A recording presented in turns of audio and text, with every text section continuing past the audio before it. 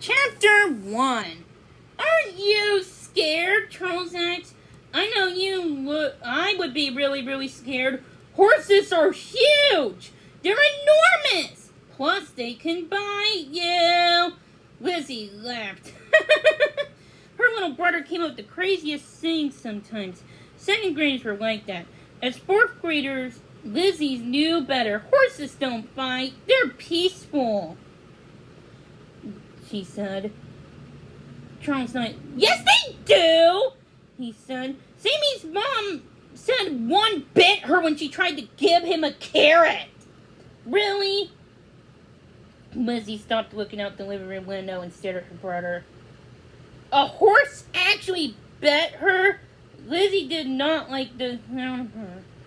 But horses don't eat meat. Horses are herbivores.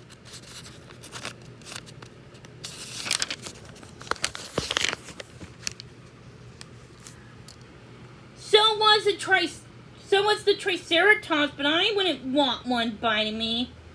Lizzie nodded. Charles had a point.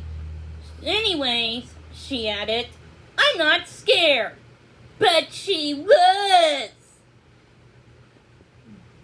Ever since she had let her best friend Maria talk her into taking a riding lesson, Lizzie had been secretly dreading this Saturday morning, and now it was here. For long she remembered, Lizzie loved animals. Dogs were her favorite animals.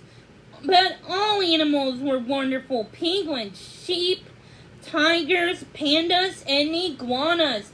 Lizzie loved them all. She loved to learn about them, draw them, and see them at the zoo or on nature shows. Everyone knew that Lizzie Peterson loved animals. What they didn't know is that there was one animal she was secretly afraid of. Horses. When it came to dogs, she loved caring for them and playing with them and training them. And she and Charles were both dying for a dog of their own. But so far, they had not been able to talk their parents into getting one. At least not a full-time dog. The Petersons were a foster family for puppies who needed new home. They took care of the puppies until they could find the right owners for each puppy. They had fostered 3 puppies so far, and Charles and Lizzie had fallen in love with each one. Puppies were a lot of work, but they were so much fun.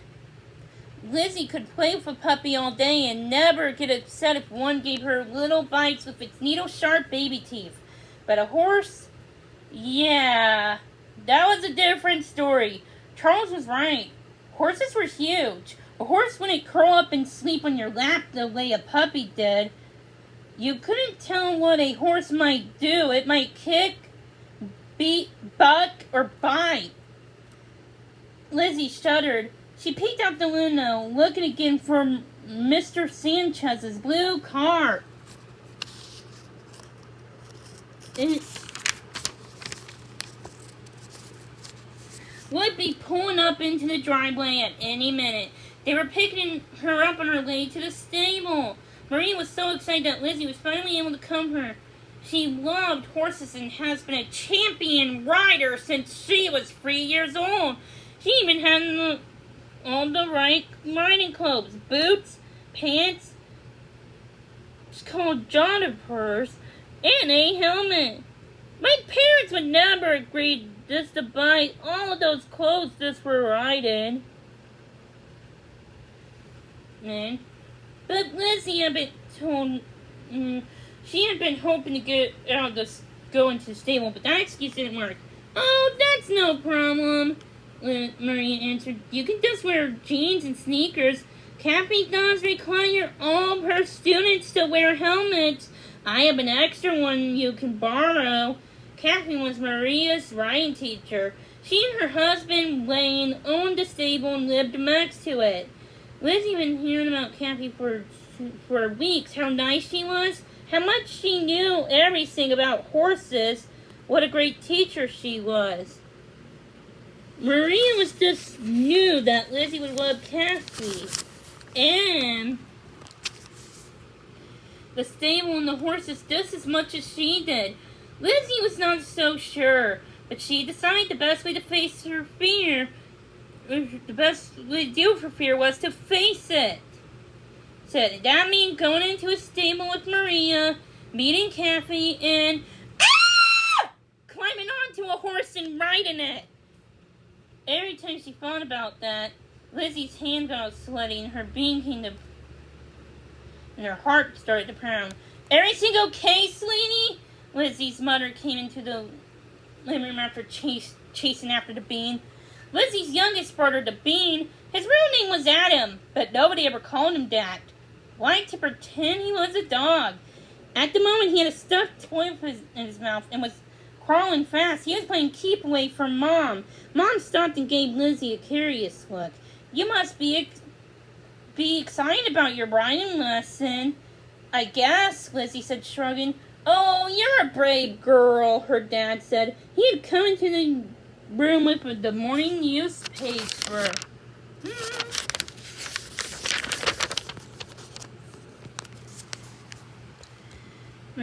One that her mom was a reporter for, and was sitting down the couch reading it.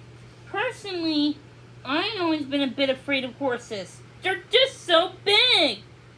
Charles went over and gave his dad a high five. That's exactly what I told her. Lizzie stared at her dad. He was a grown man! A firefighter! She never would imagine anyone as strong and tall as him was afraid of horses! If he was scared for a second, Lizzie thought about changing her mind. All she had to do was admit to her parents that she was terrified. There was no way they would make her do something that terrified her. Then she heard a car in the driveway. Oh, that must be Maria, she said. But she was too late. Now she had to go through it.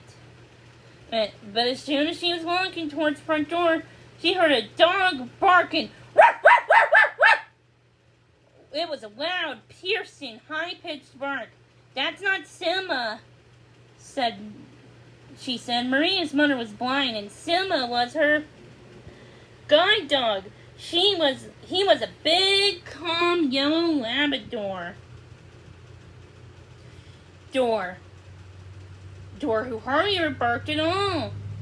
Lizzie opened the door and saw a car in front of me, but it wasn't a blue one. It was green. There was a woman getting out of the car. In one hand, she held a bag of dog food.